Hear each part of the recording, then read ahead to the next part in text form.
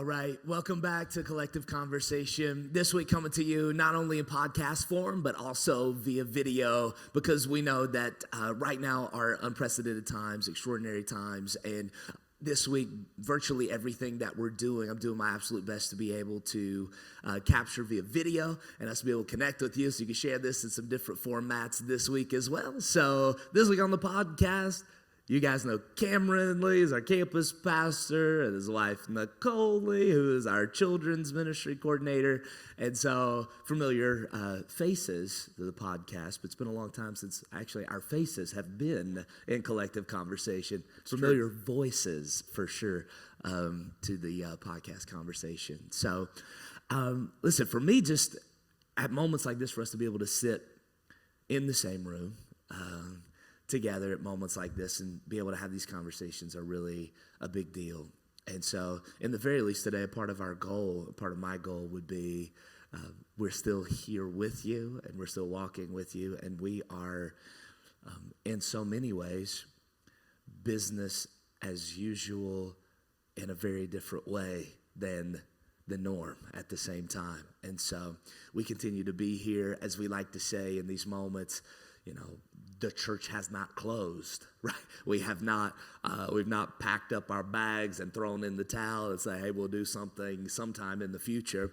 But we're still working. We're still connected with many of you, as you know, and on every form of social media and email and phone calls and still even some meetings with people personally to be able to meet some needs. But I'm grateful that you guys are joining us, grateful to be able to have this conversation. So part of what I wanted to be able to do, obviously things are changing. We're rolling out some info about some changes that we're making and adapting in these moments.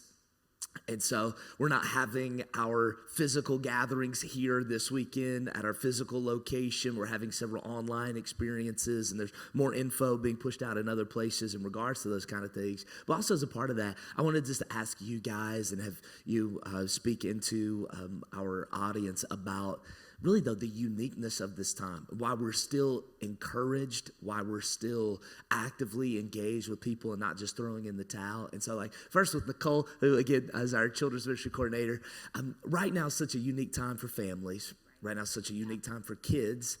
Probably the normal ebb and flow of their lives is as different as anyone's at this point in time. Right. So can you just kind of speak to not only what we're doing during this time, but just some encouragement for us in these changing times in a family unit? Yeah, absolutely. So obviously, kids are all home from school. There's a lot of changes going on, and I feel like this is one of those just like time periods that kids are going to look back and remember this, of just because how peculiar it is, how unusual it is. It's so different from their daily lives that I just want to kind of encourage parents to give yourself some grace. I know a lot of you are trying to homeschool. You're trying to make sure your kids are still learning everything they need to know, and that can be super stressful.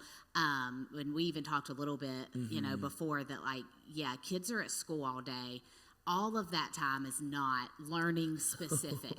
Don't feel like you have to do everything that they are doing at school, that they are, that you aren't their teacher, you aren't, really capable of giving that full experience. And so to give yourself some grace on that, and really think about this time as something your kids are going to remember. They're going to remember how you felt, and how they felt, and how important it is to use this extra time with your kids to pour in some positivity to them, to just really connect with them deeper than you would really have a chance to, and just, once again, just give yourself that grace.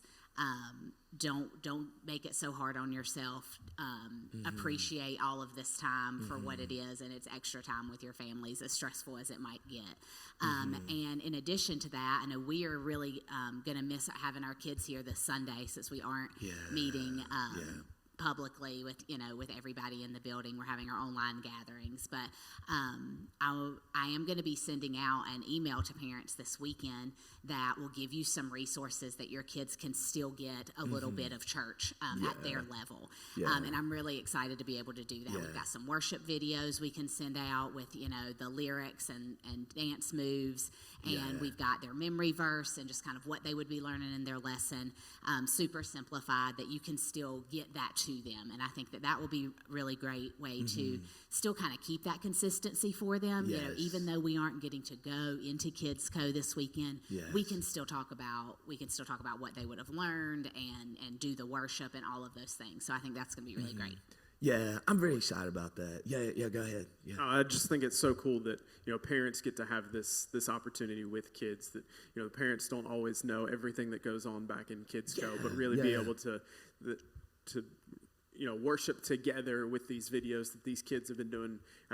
Kind of a new thing in Kids Co, but it's something they've been doing the past several weeks, and just really cool that the parents and the kids can do these together. Yeah, absolutely. Yeah, I'm really thrilled about that on a personal level. Too, as a parent, my kids are obviously in Kids Co every single week.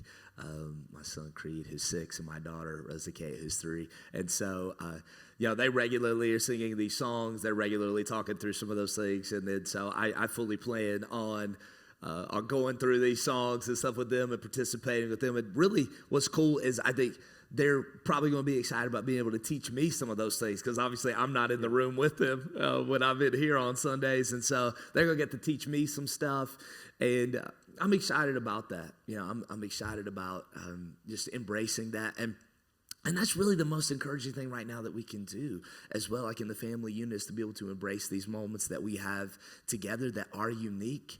When everything is shut down, and I'm not just trying to be an optimist, even though I do gravitate toward being optimistic in general, but being able to embrace some of these moments that we have as a family that are unique, where everything extracurricular is shut down, every form of after school stuff is shut down along with school stuff, and so it's really forcing us to rediscover what it is like to have this amount of time with each other, and perhaps discover it for the first time. And so I do think that is, I do think that that's a great piece of encouragement, to be able to give grace to each other, give grace to yourselves during this time, because this is uncharted territory for everyone. And so what I will say for sure,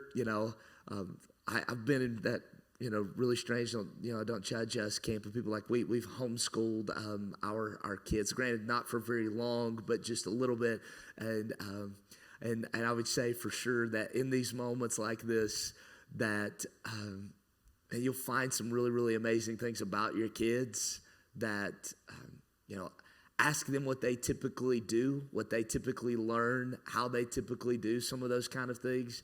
And then when they share that with you, it is pretty cool. It's a pretty amazing thing to see how much they actually self-teach and self-learn, and then how much they learn by sharing those things with you. But you don't need a homeschool lecture for me. I don't really know much at all. Really, that's my wife's territory. She's the one who really knows what she's doing, and I just kind of do what she says. But anyway, I do want to encourage us always in some of these things for sure. And so also as a part of that, Carolina, like we have talked obviously constantly about so many different things over the course of these, at least 2 weeks, probably 3 weeks. Like I remember preemptively, it seemed, you like, hey, on Monday, hey, if something happens with this coronavirus that is different from now, what are we going to do?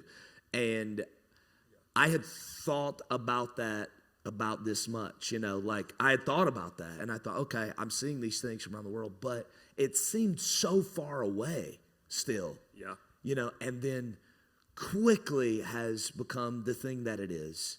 And but the one thing for sure we've talked about, being the church, being engaged with community, in community. What does that look like right now? What are we doing? Yeah.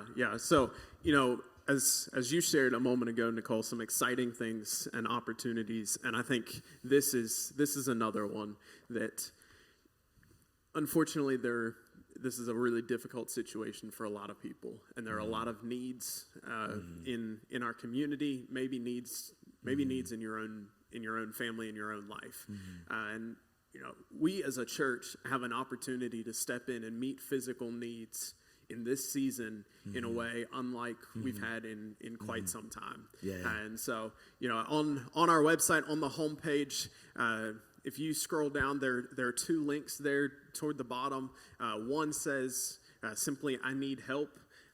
We're going to do everything we can to meet your needs or the needs of those in our community, and just a short little form. And right below that is one that says that I want to help.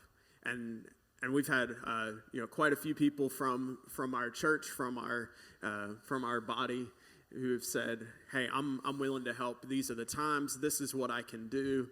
Everywhere from picking up groceries to helping with some home repair and different things that may be going on. And we know that as time goes on, we have no idea what this is going to look like. But the longer it goes, the more these needs will come up. Absolutely. And so we're going to be connecting those who say I can help with those who say I need help.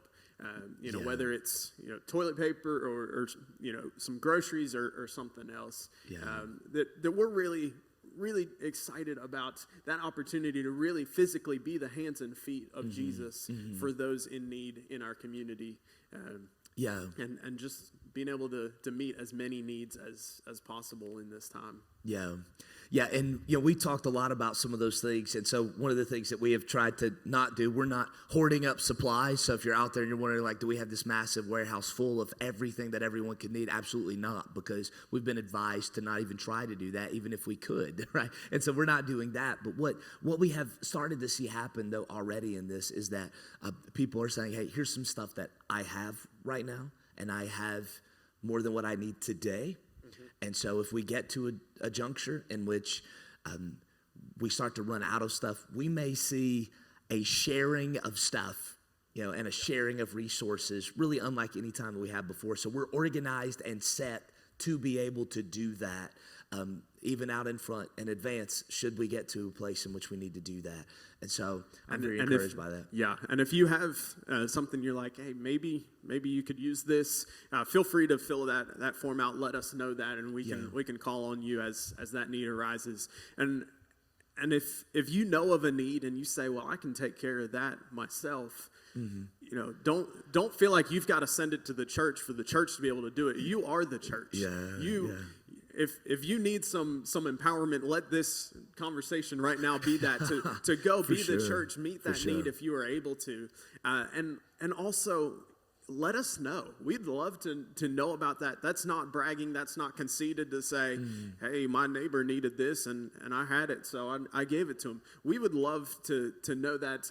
Absolutely. So we can share those stories with each other, and other people. Exactly. As well. It's so similar. Looking back to the early church when they had all things in common. They shared, amongst themselves. That's what we kind of look back to and are especially want to be able to do in this season. So very, very excited about that opportunity, excited about these online gatherings and the opportunities we have there to be able to invite our friends and family, neighbors, coworkers who might not quite be ready to walk through the doors of the church, who may feel that they can't do that, but they might watch a live stream, or might be friends and family who don't live locally. I was thinking about some of those just yesterday. That I think, man, I'd love if they could come be in one of our gatherings, but they live hours and hours away. But now they are just as able to be a part of this as anybody else. And so, I was reading this morning about churches that were all online this past weekend, who on average had, a five-fold attendance online of what they typically have in person. Just an incredible opportunity. And one more thing that in this season that as we're doing things different really excites me that we can have, even as we change and are changing the methods in this season, the message isn't changing, and we're able to in a lot of ways have a greater impact for the kingdom than before. Yeah, it's an amazing thing because right now, because of some of the additional time that people has just in a family unit, how much more tucked away we are at home, everybody has gone to online, not like the churches just in their gatherings or services, but everyone has gone to online with everything in this massive flood, and everyone is there. And so right now in this moment, it is an amazing thing because everyone is there. Everyone is on all of these streams all of the time right now. And so for us to be able to have the opportunity to be able to step into that, it's really more unique than ever before. The option of being able to meet people there and help people there in that space is where more people are at, even than if we open the doors up to be able to gather here.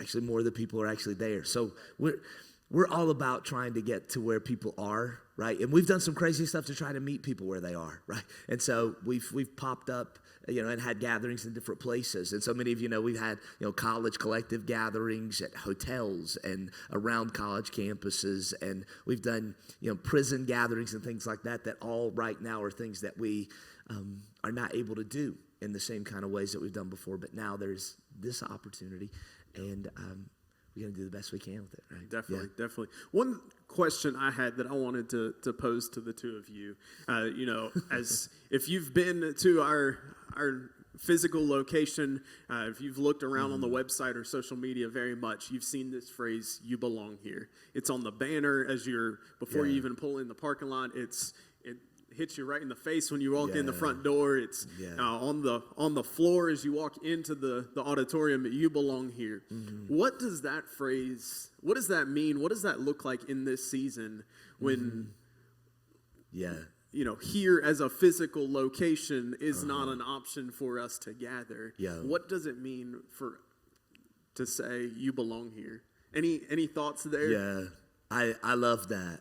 Right, I love that question. And here's what comes to my mind, really in a couple different ways, is we say that belonging is our ethos, or belonging is the spirit or vibe that we want to have embody our church, this local body of Jesus, that's the vibe that we want for people to experience. And primarily, we have probably thought about that as a group of when people come anywhere close to the premises here, right? We talk about from parking lot to preaching and everywhere in between, that we want for everybody to always feel like I belong here, right?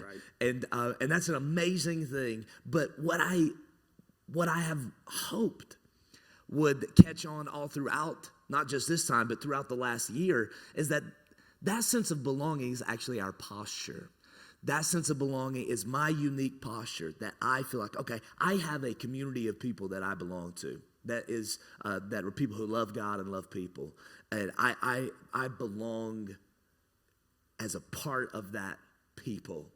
And so I can have a confidence in that by God's grace, He's invited me to belong to His family. And then on a personal level of that because Jesus has invited me to follow Him, and I'm a follower of Him, I belong to Jesus. And as Paul says, whether it's in life or in death, that's my hope, that's my confidence. I belong to Jesus. And so we want for people ultimately to have that. And so that's that posture in that way, that I could have that myself. But then also, that's the posture that we want to carry with us wherever we go, like to those around us, that we can still say, hey, you belong. Like, you belong here. You belong in this way. Our posture toward the outside world, and I'm probably going to preach about this some this weekend, which is ever changing on the fly majorly. Everything is blow up any plans of sermon series and such during this time. Like, oh man, I'm kind of still tracking, but I don't really know what's even happening in my own mind with some of those things. But I want so badly for us to always embody that posture to people around us, where we're not isolating people out, or we're not judging people in such a way where we're cutting ourselves off from having a hearing where people would actually be willing to hear of the good news of Jesus. And so we want to have that posture. And so that's really like my encouragement too, like right now, even in this moment, is the things that you are doing and that you're saying at home. If you're still in a workplace environment, if your workplace environment has shifted or changed dramatically and you're now working remotely or in smaller groups, but certainly as you're on social media and you're interacting with people or you're calling people or whatever else, like let that be the vibe that we carry with us as Jesus people of, hey, I still, you matter to me, not so I could invite you to church, right? Not so that my church could have a bigger attendance. But I believe that that you could belong by God's grace, and that's just that's a posture, right? It's a posture of the heart that goes with us really wherever we go. I think, and so, I do remain convinced. Listen, in the message on Sunday, I don't think I've done this one time in the history of New Collective Church. I can't say that I've not ever done it in my lifetime or years of ministry or preaching or teaching. But there's not ever been a moment here in which I have, in the middle of a message, said that I feel like I go into prophesy mode, which does maybe scare some people in some ways. But I really do believe that on the other side of this, whatever this is, and again, this is not this flighty optimism, but that we will see revival, renewal, and awakening happen. And I don't mean that in the way of like the messaging that people, likely that you've seen out there where the church has been so hateful, like, oh, this is God trying to kill out people, and like, oh man, like please don't go there, like please don't go into the zone of making these things like that. And that's not what I mean by these kind of things. I really do. Like, as we've prayed, and when we started 40 days of prayer, like praying that direction, and so many people have of, God, let there be a revival, renewal, an awakening, a sense of we love you, and we love people, and we want to be around people who love you and love people. And I really do think that on the other side of this, the you belong here ethos of the community of people being gathered together will not just be bigger and greater in number. It'll be bigger and greater in magnitude, in passion, in love. It'll be, I really believe that it will be bigger and greater in all of those ways on the other side of all of this. And so, listen, we as the church are always about making the most of every moment that we're in, staying on mission, experience life with Jesus, always about that. And in this time, I'm not going to be like, hey, it doesn't matter that we're not gathering like we have, because it does. Right? Like it matters to us a lot. And people are like, are you sad? Are you not sad? Should you be sad? And I'm saying, man, feel all the feels, like I have, what I'm saying? Like, I'm just like, I'm weeping with people. I'm like, I know, like I know, right? And I love people, and I love the church gathered. Like I do. Like God does amazing things in that, and he does amazing things outside of that. And this is a time for sure that, as we said around, around this table, we're taking stuff a week at a time. We're taking stuff a week at a time. And we've talked and prayed about a lot of things, and we're going to keep talking and praying about a lot of things and preparing to do a number of things. And so I hope we get to do some stuff during this time that maybe that seems a bit strange, but we're so open to that, and I'm so open to that in whatever way that God leads us and allows us to be able to do some of those things. But man, it's okay to feel all of those things. And we just want to do our best to be able to be encouraging to one another. And we're so grateful for things like this. I'm so grateful that we can still be connected, and that we can still be in communication and praying for one another. And I think this weekend is going, I think I have the same high level of expectation that God is going to work and move in the lives of people this weekend, not just through like NCC stuff, but through all of these other places, all these other churches online right now where the world is at, hearing the good news of Jesus. And so I just believe that God's going to do something extraordinary in those spaces. I'm going to pull that into one thing from Sunday's message. Whenever you're talking about, it's, don't go to the place of like God is causing this because he's angry or any of those things. Like, and we actually even talked a little bit about this in last week's collective conversation that God can work through the darkness, even though the darkness was not his will, right? And so, like, we have to believe that, like, regardless of what's going on, man, God will show up and he can use it for his glory, even though it wasn't his will for it to happen. And that, your message is out of Psalm 23, and that you get to the point of it's in the presence of our enemies that our cup overflows. And how much more willing people are to hear about these things when they are in the deep darkness. And even though God never wanted them to be in the deep darkness, right? Like God didn't want for that to happen, but because they are there, because sin is in our world, he is going to do everything he can to speak to them while they're there. And that is where people usually are willing to hear of something different, to change their situation. And that, when I don't remember the exact quote, but it was that, God's put something inside of each of us. And sometimes it takes being in the deep darkness for it to overflow, to bubble out of us, and for other people to see it and hear it. And I think that's exactly what we as the church have to be prepared for.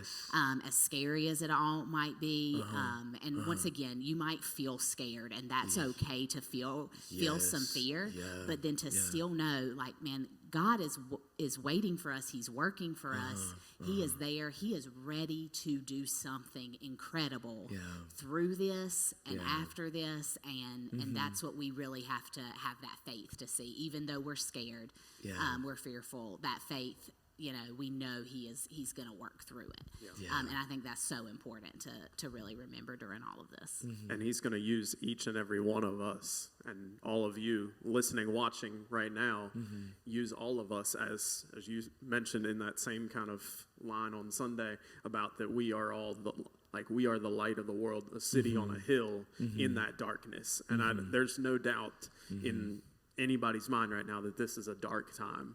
But that each of us are called to be the light and to shine that light,